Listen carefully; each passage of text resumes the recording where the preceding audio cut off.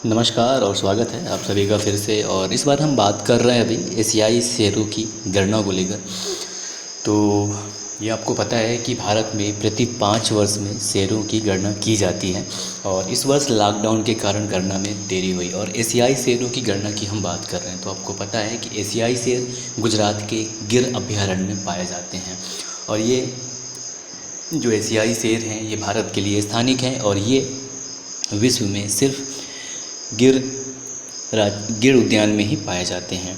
और अगर हम पहली शेर की गणना की बात करें तो ये वर्ष 1936 में जूनागढ़ के नवाब के द्वारा कराई गई थी और सन 1965 से वन विभाग के द्वारा नियमित रूप से प्रति 5 वर्ष में शेरों की गणना कराई जा रही है। और अगर हम प्रमुख आंकड़ों पर नज़र डालें तो देश में शेरों की आबादी में 28% की वृद्धि हुई है। साथ ही साथ गिर क्षेत्र में बाघों की कुल अनुमानित संख्या 674 है और वर्ष 2015 में इनकी संख्या 523 थी, यानी कि इस वर्ष 28% की वृद्धि हुई है। और देखा जाए तो भौगोलिक रूप से यानी कि जो शेरों की आबादी है वो वितरण क्षेत्र है, उनका फैलाव क्षेत्र है वो 36% तक बढ़ गया है। और वर्तमान में एशियाई शेरों का जो प्रवास क्षेत्रफल है 2015 में ये 22,000 वर्ग किलोमीटर था, जिससे बढ़कर अब 30,000 वर्ग किलोमीटर हो गया है। इसके अलावा जो एशियाई शेर हैं वो सौराष्ट्र के संरक्षित क्षेत्रों और कृषि चारागाहों क्षेत्र में पाए जाते हैं, जो कि 9 जिलों तक फैले हुए हैं। और जो शेरों की आबादी में लगातार वृद्धि हो रहा है उसका कारण कुछ ये है कि पहला सामुदायिक भागीदारी, लोग इस पर ध्यान दे रहे हैं। दूसरी बात प्रौद्योगिकी पर जोर दिया जा रहा है। साथ ही साथ वन्य जीव स्वास्थ्य सेवा पर विशेष ध्यान दिया जा रहा है। और जो चौथा कारण है वो है उचित आवास प्रबंधन किया जा रहा है इन शेरों के लिए। साथ ही साथ मानव और शेर के बीच संघर्ष को कम करने के लिए उठाए गए कदम। और अब तक के हम अगर आंकड़ों पर नज़र डालें तो वर्ष 1990 में जहां नर शेरों की संख्या 99 थी और मादा 95 थी, और जिसमें सब एडल्ट 27 थे और उनके बच्चे शावक 63 थे, टोटल 284 था। 1990 की अगर हम बात करें तो पूरा आंकड़ा है 1990 से लेकर 2020 तक का। तो 2020 में जो मेल एडल्ट हैं उनकी संख्या 159 है और फीमेल की संख्या ज़्यादा है 262 है। जबकि सब एडल्ट यानी कि जो मध्यम अभी पूरे व्यस्त नहीं है उनकी संख्या 115 है। और अगर शावकों की बात करें या क्यूब्स की बात करें तो 138 है, यानी कि कुल 674 है। और लगातार इसमें हम वृद्धि ही देख रहे हैं। और ये जो सोर्स है ये Gujarat state forest and environment development source के तहत दिया गया है।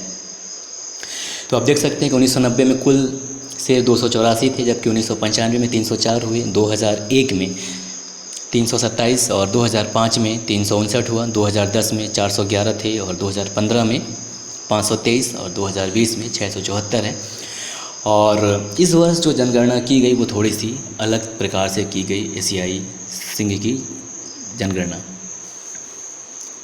तो यानी इस बार भागीदारी कम की गई। जैसे हर वर्ष राज्य वन विभाग गैर सरकारी संगठनों और विशेषज्ञों तथा वन्य जीव उत्साही लोगों को पारदर्शिता तथा जनशक्ति की आवश्यकता हेतु जनगणना में शामिल होने के लिए आमंत्रित करता है। लेकिन इस बार चूँकि लॉकडाउन भी था और जंगल के अंदर अधिक लोगों को भेजने की सलाह नहीं दी गई, क्योंकि अभी कुछ दिन पहले न्यूयॉर्क में ब्रोंक्स चिड़ियाघर में एक मनुष्य द्वारा शेर में कोरोना वायरस के संक्रमण का मामला दर्ज किया गया था। तो डर था कि हो सकता है कहीं शेर को भी ये मामला कोरोना वायरस फैल जाए, इसके लिए भागीदारी कम की गई।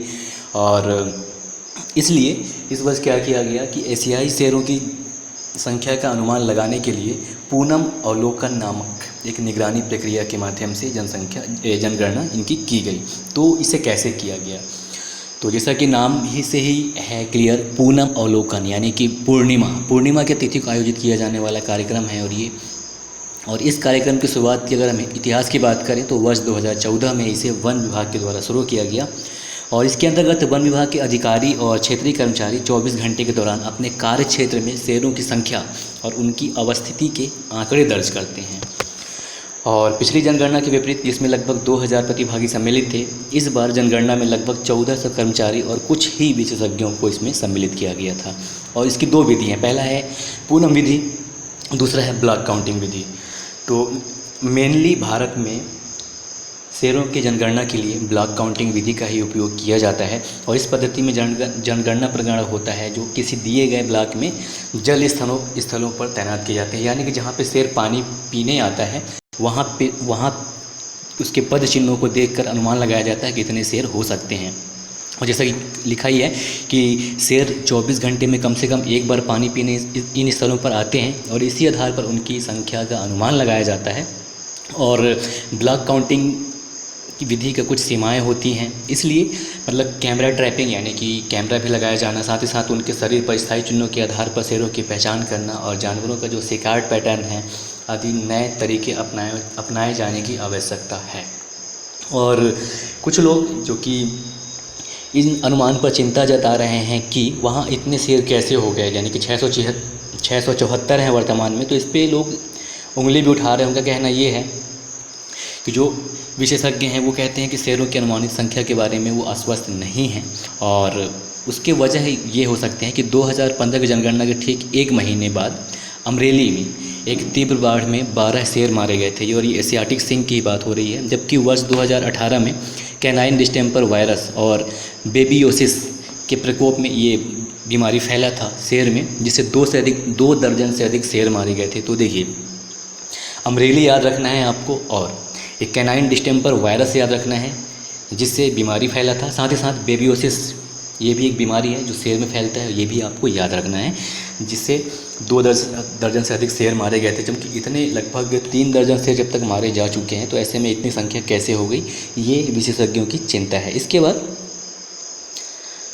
अभी 2 दर्जन शेरों के मारे जाने की सूचना है, मतलब सब मिला के, और ये 13 यानी कि 3 दर्जन कुल शेरों की मारे जाने की सूचना है। और ऐसे में इतनी इनकी संख्या कैसे बढ़ गई, ऐसा अंदेशा व्यक्त किया जा रहा है। साथ ही साथ ये भी बात उठ रही है कि एशियाटिक शेरों को यहाँ से दूसरे जगह भेजे जाने की आवश्यकता है।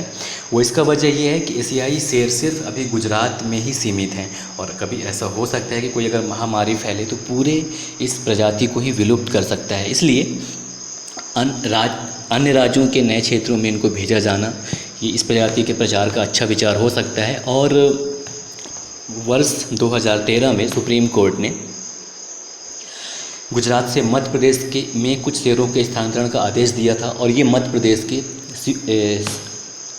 पालपुर कोनो अभ्यारण्य में लाया जाना था जो कि श्योपुर में अवस्थित है। साथ ही साथ अगर एशियाई शेरों के बारे में हम बात करें तो ये IUCN की रेड लिस्ट के तहत इंडेंजर्ड यानी कि संकटग्रस्त के रूप में सूचीबद्ध है और इनकी आबादी भारत में सिर्फ गुजरात राज्य तक ही सीमित है। और वन्य जीवों से संबंधित संवैधानिक प्रावधान की बात करें तो वर्ष 1976 में 42वें संशोधन में निर्देशक सिद्धांतों में यानी कि राज्य के नीति निर्देशक सिद्धांत में वन्य जीवों और वनों की सुरक्षा संबंधी प्रावधान सम्मिलित किए गए थे। और साथ ही साथ इसे संविधान की 7वीं अनुसूची के अंतर्गत वनों और जंगली जानवरों के संरक्षण को समवर्ती सूची में शामिल किया गया है, यानी कि इस पर राज्य और केंद्र दोनों मिलकर कानून बना सकते हैं। और चूँकि ये ज़रूरी भी है।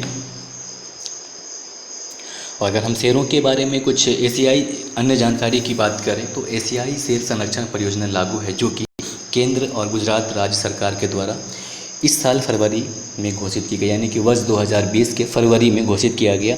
और इस संरक्षण परियोजना का प्रमुख पहलुओं में ये था कि इनके निवास सुधार पर ध्यान दिया जाए, साथ ही साथ शेरों के लिए पानी के अधिक स्रोतों को उपलब्ध कराया जाना और वन्यजीव अपराध प्रकोष्ठ बनाया जाना, साथ ही साथ ग्रेटर गिर क्षेत्र के लिए एक टास्क फोर्स का गठन भी शामिल है जो कि एशियाई शेर संरक्षण परियोजना का बिंदु है।